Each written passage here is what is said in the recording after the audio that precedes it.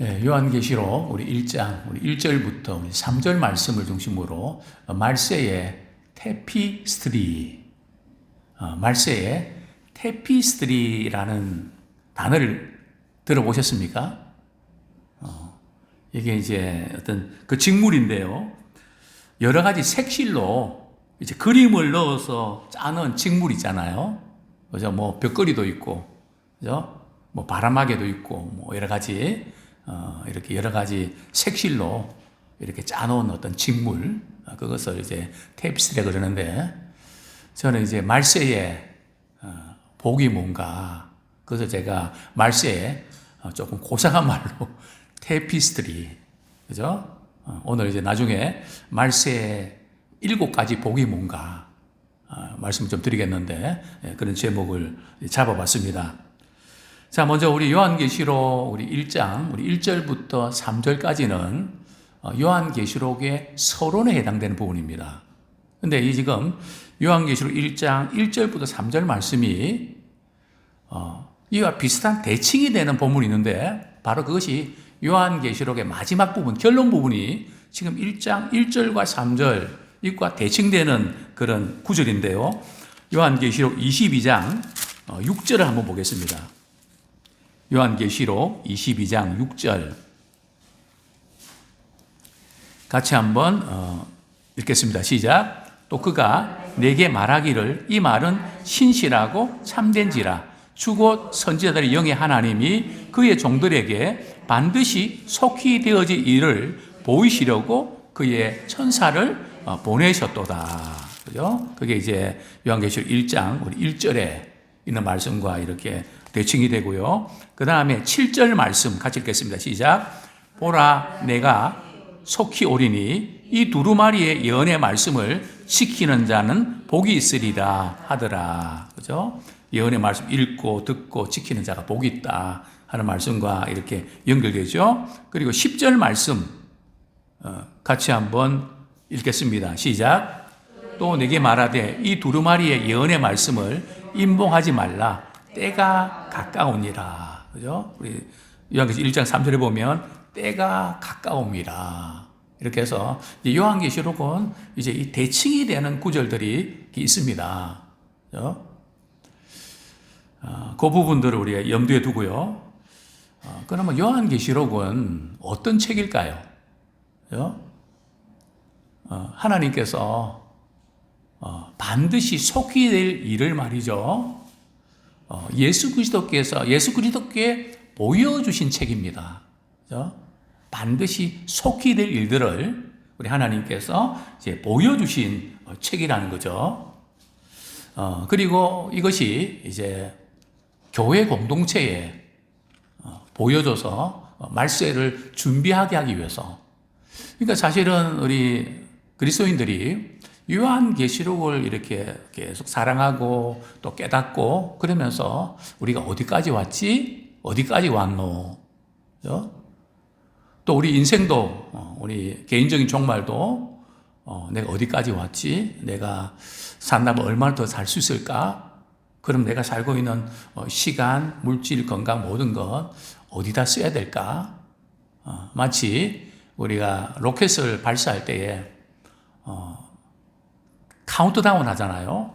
10, 9, 8, 7 해서 제로 이렇게 해서 그처럼 우리의 남은 날들을 계수하는 사람이 지혜가 있는 것입니다. 그래서 반드시 속힐될 일들을 교회에 보이는, 그동안 이제 요한계시록이 사실은 좀 이렇게 많이 감추어져 있는, 이게 어렵고 좀 힘들고 좀 이래서 좀 그런 경향이 있는데, 어느 때보다 지금 모든 면에서 주님의 오실 날이 너무 가까이 왔기 때문에, 그죠?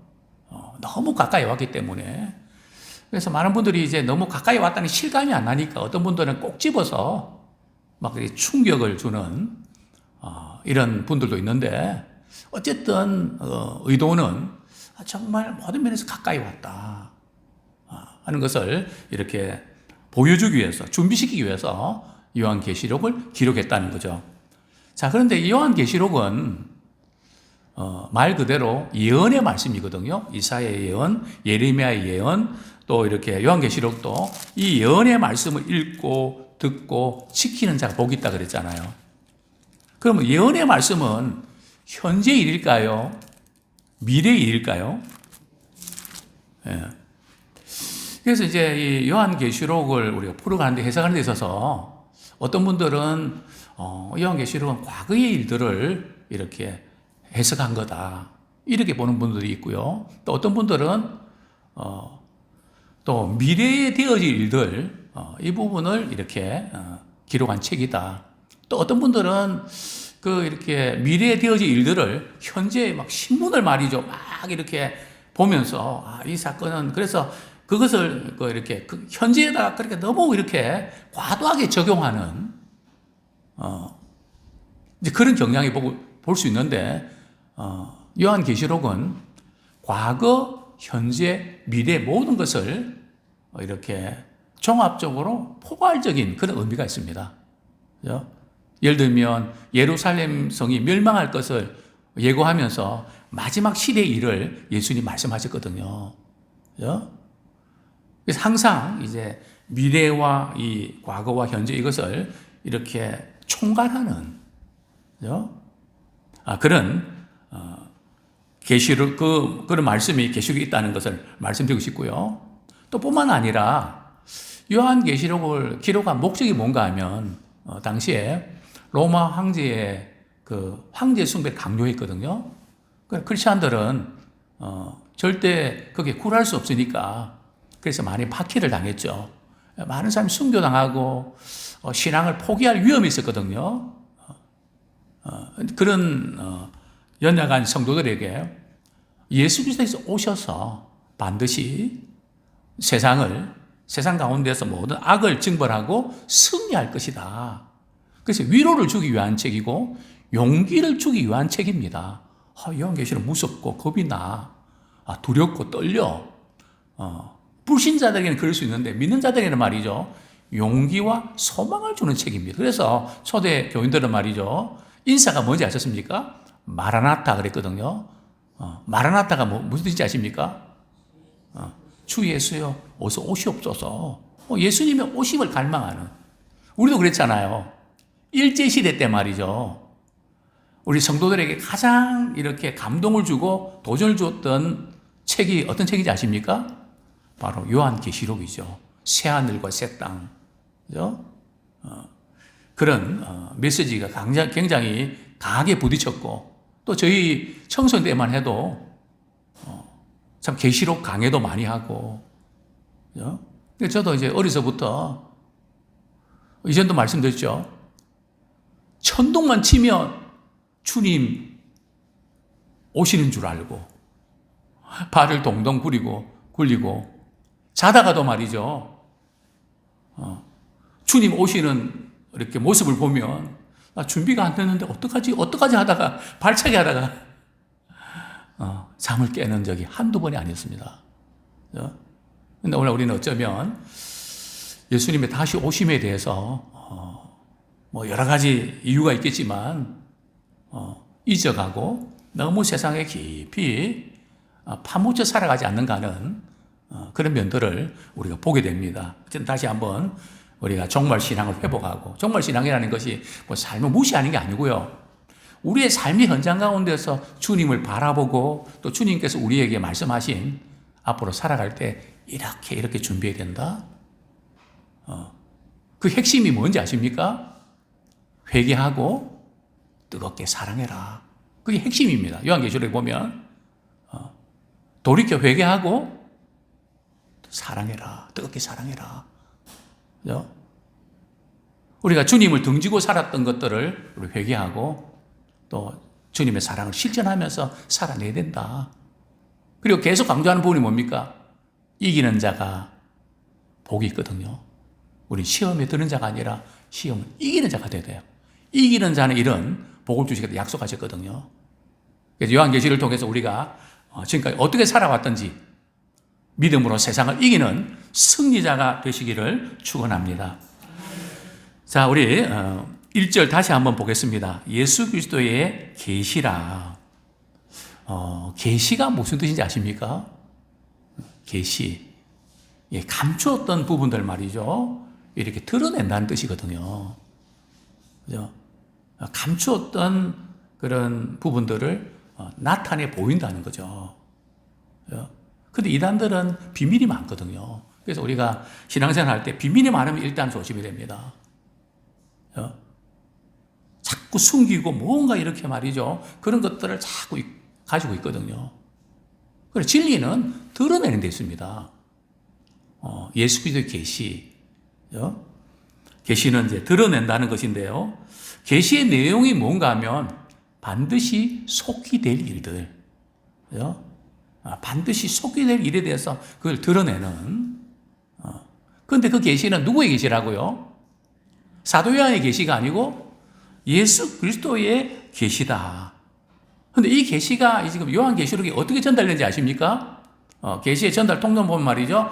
먼저 하나님께서 말이죠. 누구에게 계시를 주셨다고요? 예수 그리스도 그분께 계시를 주셨고요. 자, 우리 1절 한번 보겠습니다. 1절. 예수 그리스도의 계시라. 이는 하나님이 그에게 주사 반드시 속히 일어날 일들을 그 종들에게 보이시려고 그의 천사를 그 종 요한에게 보내어 알게 하신 것이라. 그죠? 이 계시의 이 전달 과정들 보면 하나님께서 그에게 주사, 그에게가 누굽니까? 예수 그리스도에게 계시를 주셨다는 거죠. 반드시 속히 될 일에 대해서. 그죠? 그런데 그 계시를 그 다음에 예수 그리스도께서는 누구에게 말이죠? 천사들에게. 근데 그 종들에게 보이시려고 이게 그 종들은 누구를 가리킬까요? 성경은 이 대명사가 누구를 가르치는지를 정확히 알아야 해석이 됩니다. 그 종들은 누굴까요?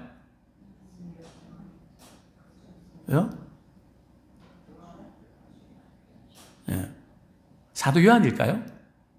그러면 왜 종들이라 그랬을까?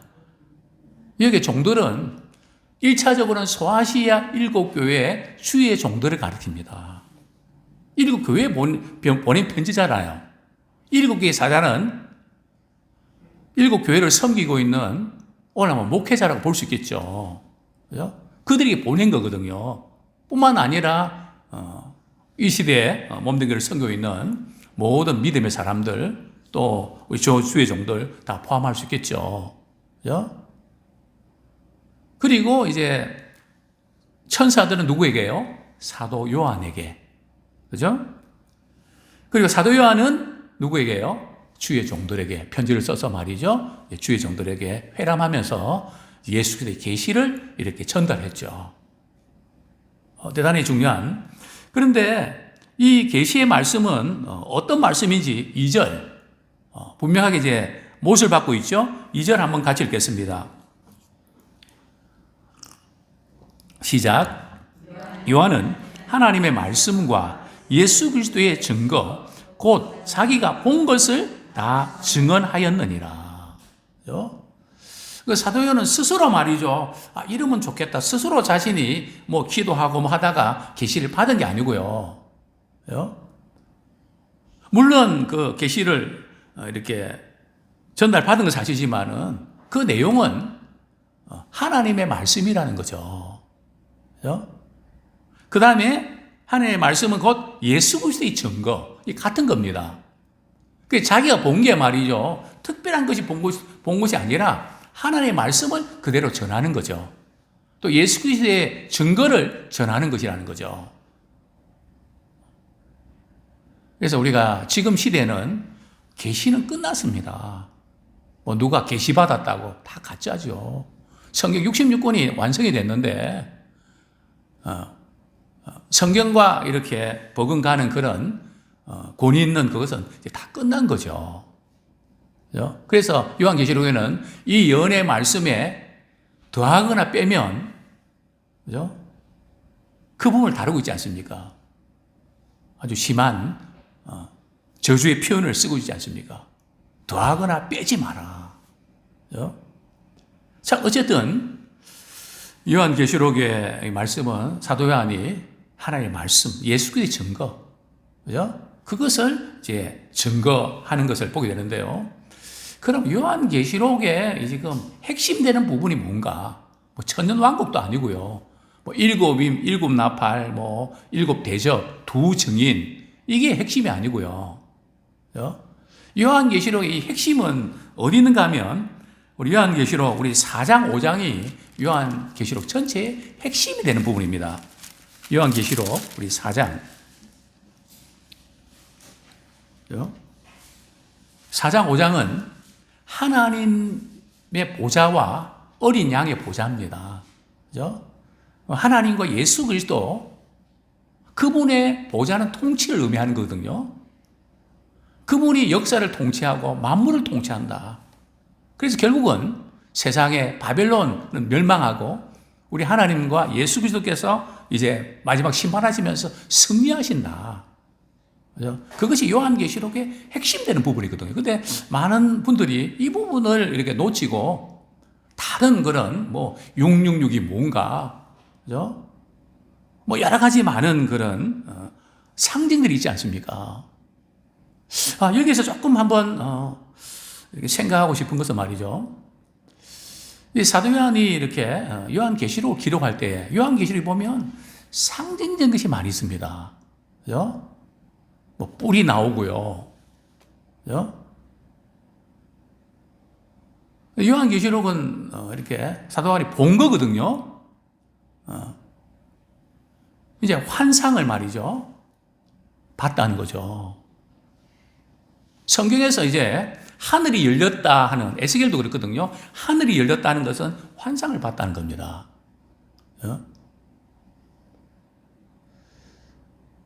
근데 그 환상과 이 비유와 상징이 많다. 그래서 어렵거든요. 근데 왜 그랬을까? 성경은 없습니다. 왜 이렇게 환상과 이런 이렇게 설명이나 이런 부분들을 하지 않고 왜 이렇게 했을까? 이건 성경 없지만 저 나름대로 생각을 할 때 이건 진리는 아니고요. 그냥 제 생각입니다.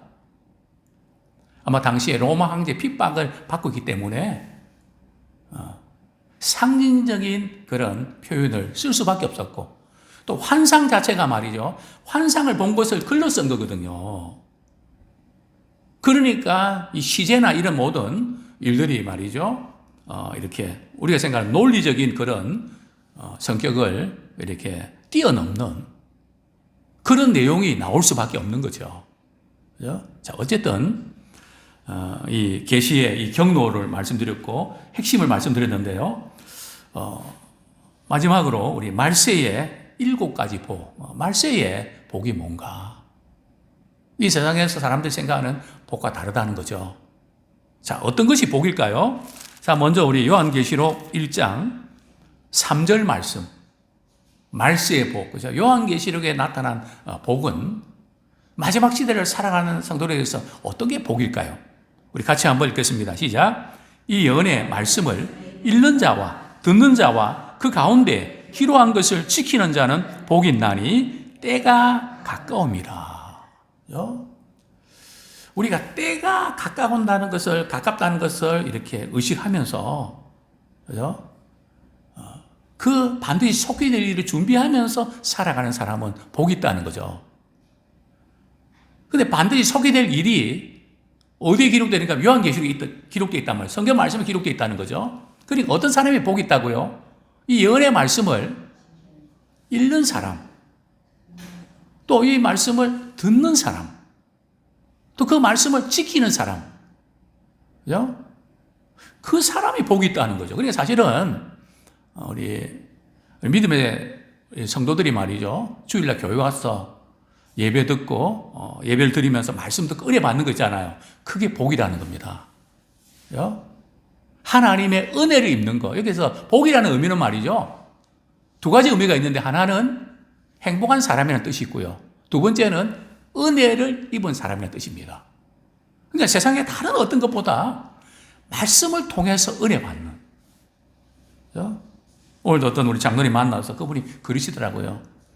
모태신앙인데 아버님을 통해서 저는 이거 하나 확실히 붙잡고 실천합니다.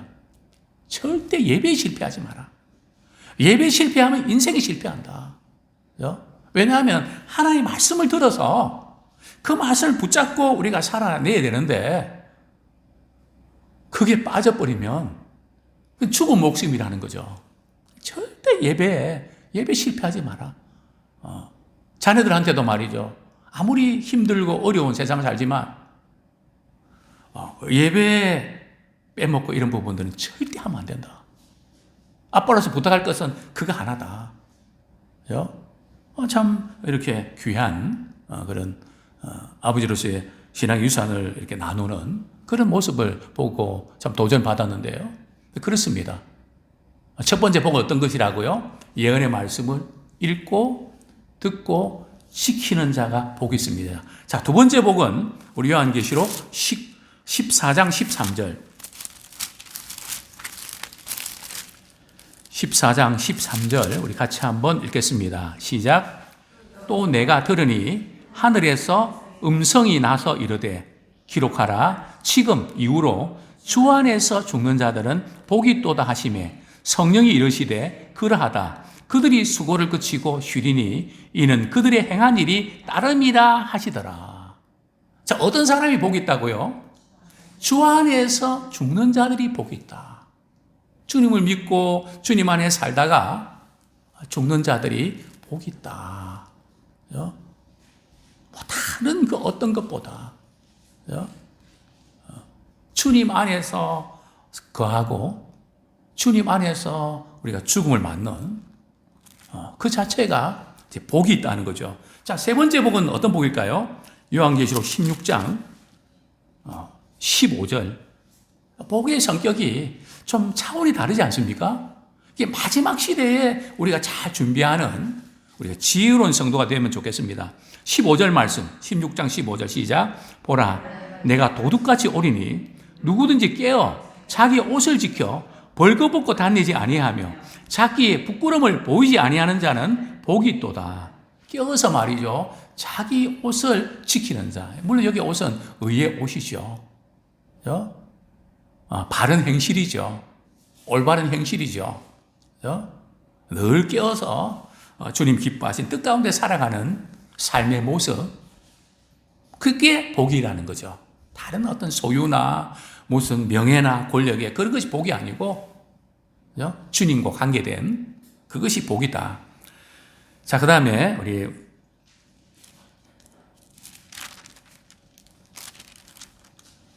네 번째 복이죠. 우리 19장 9절. 19장 9절. 같이 한번 읽겠습니다. 시작. 천사가 내게 말하기를 기록하라. 어린 양의 혼인잔치에 청함을 받은 자들은 복이 있도다 하고 또 내게 말하되 이것은 하나님의 참되신 말씀이라 하시기로. 그죠? 어린 양의 혼인잔치에 초대받는 자. 그죠? 우리는 어린 양의 혼인잔치에 초대받아야 되거든요. 그죠?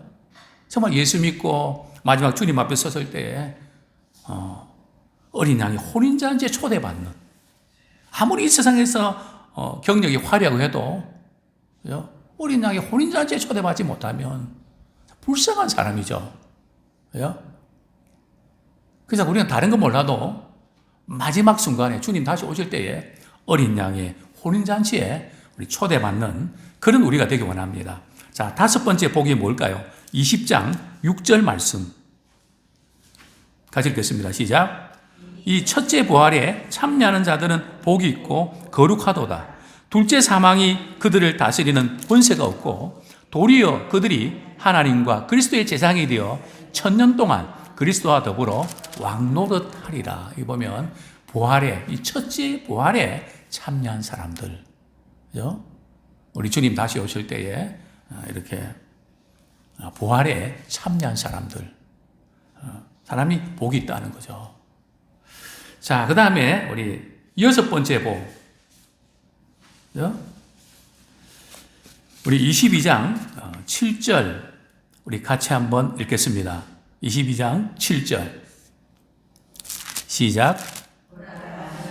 보라, 내가 속히 오리니 이 두루마리의 예언을 말씀을 지키는 자는 복이 있으리라. 지금 첫째 복하고 좀 비슷하죠, 그죠?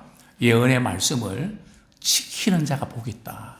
그러니까 이 예언의 말씀을 지키고 읽고 지키고 듣고 지키는 자. 그만큼 그래서 특별히 요한계시록은 내가 내 행위를 안다. 그죠? 교회들 사실 7교회 내가 내 행위를 안 오니 그 말씀이 계속 반복적으로 나오는데요. 지키는 자가 복이 있다. 마지막으로 그 부분이 좀 빠져 있는데요. 요한계시록 우리 22장 14절 22장 14절 우리 같이 한번 읽겠습니다. 시작. 자기 두루마기를 빠는 자들은 복이 있으니 이는 그들이 생명나무에 나아가며 문들을 통하여 성에 들어갈 권세를 받으려 함이로다. 여기 보면 두루마리를 이 빤다는 게 무슨 뜻일까요? 그죠? 두루마기를 그냥 우리 두루마기 집에 있는 거 그냥 세탁기에 돌려 이렇게 그런 뜻일까요? 이 두루마기를 빤다는 것은 우리 말씀을 듣고 회개하고 돌이키는 날마다 주님 안에서 거룩해지는 그런 삶의 모습. 그게 말세를 살아가는 성도들에게서 복이라는 거죠. 아무쪼록 우리는 다른 어떤 복보다 마지막 순간에 말이죠. 이전엔 참 좋았는데 내가 이 나이에 왜 이렇지? 우리가 이럴 게 아니라 마지막 우리가 주님 오실 때에 우리가 어떤 준비할 것인가?